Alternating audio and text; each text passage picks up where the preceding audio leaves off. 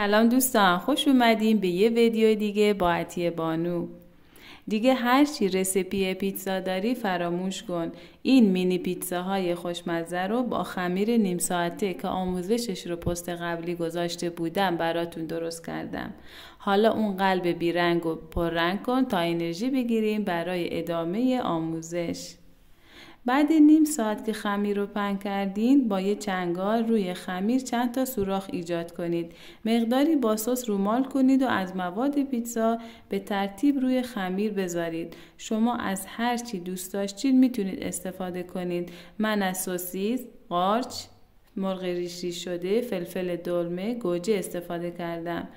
توستر یا فر رو از قبل گرم کنید. با درجه حرارت 180 تا 200 به مدت 15 دقیقه اول المنت پایین بعد المنت بالا رو روشن کنید تا روی پیتزا هم پخته بشه.